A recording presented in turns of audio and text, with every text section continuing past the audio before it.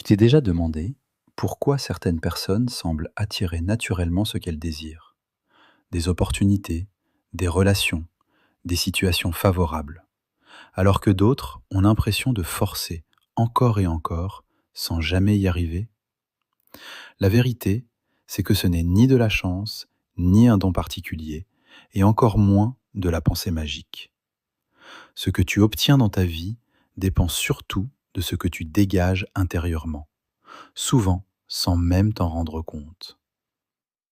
Bienvenue sur la chaîne Mécanisme relationnel. Ici, on parle de relations humaines, de séduction, de psychologie et de développement personnel, et toujours de manière concrète, applicable et honnête. Aujourd'hui, on va voir comment obtenir ce que tu désires vraiment, sans t'épuiser, sans courir après, et surtout, sans te trahir. Premier secret: clarifie la vraie origine de ton désir. Avant de chercher à attirer quoi que ce soit, tu dois te poser une question simple, mais dérangeante. Pourquoi est-ce que je veux ça?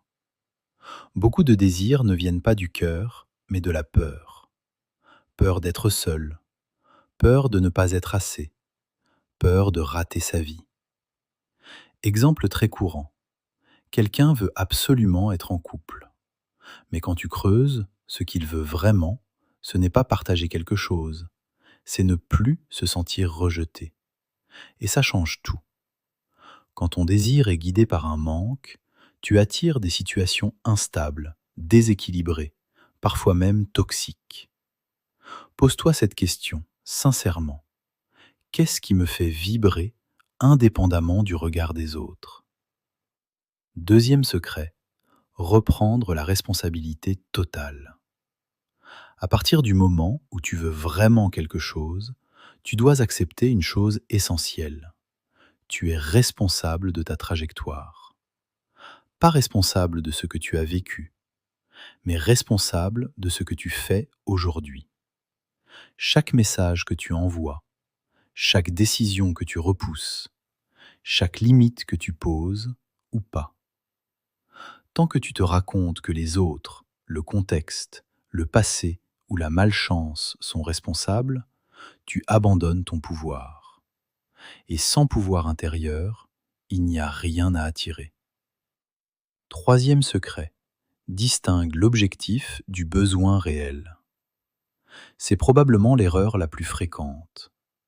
On croit vouloir quelque chose alors qu'on cherche en réalité ce que cette chose est censée nous apporter. Tu crois vouloir réussir?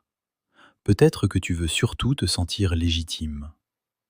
Tu crois vouloir séduire? Peut-être que tu veux être reconnu, validé, regardé. Tu crois vouloir plus d'argent? Peut-être que tu veux simplement respirer et te sentir en sécurité.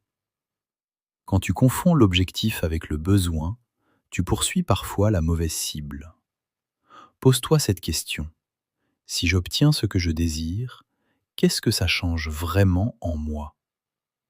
La réponse est souvent bien plus profonde que prévu. À ce sujet, Carl Jung disait: tant que tu ne rends pas l'inconscient conscient, il dirigera ta vie et tu appelleras ça le destin. C'est exactement ce qui se joue ici. Quatrième secret, enlève ce qui te bloque avant d'ajouter autre chose. Beaucoup de gens veulent attirer plus, alors qu'ils sont déjà encombrés intérieurement. Colère non digérée, frustration accumulée, blessure jamais regardée. Tu peux vouloir une relation saine, mais si intérieurement tu vibres la méfiance ou la peur, le message que tu envoies est contradictoire.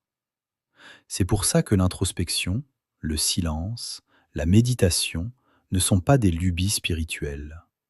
Ce sont des outils pour faire de la place.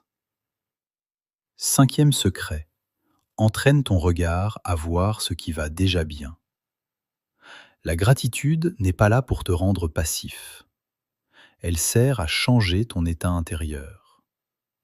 Quelqu'un qui agit depuis le manque, il force. Quelqu'un qui agit depuis l'abondance, il attire. T'es-tu déjà rendu compte, lorsque tu es en couple, les regards féminins sont nombreux. Et lorsque tu es célibataire, rien. Un exercice simple mais puissant. Chaque soir, note 3 choses. Un progrès, même minuscule, un moment agréable, une action dont tu es fier. Petit à petit, ton cerveau cesse de chercher ce qui manque et commence à renforcer ce qui fonctionne. Sixième secret, accepte le temps du changement. C'est souvent là que tout se joue. Le vrai changement est lent, silencieux, presque invisible au début, mais il est profond. Faites chaque petit pas, même ceux que personne ne voit. C'est exactement comme la confiance en soi. Elle ne surgit pas d'un coup.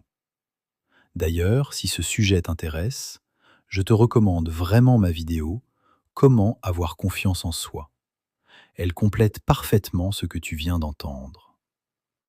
Pour finir, dis-moi en commentaire, préférerais-tu que je développe une technique de séduction concrète ou un exercice d'introspection pour mieux comprendre tes désirs? Si cette vidéo t'a aidé, like-la, partage-la et abonne-toi si tu veux continuer à avancer avec plus de clarté et de cohérence.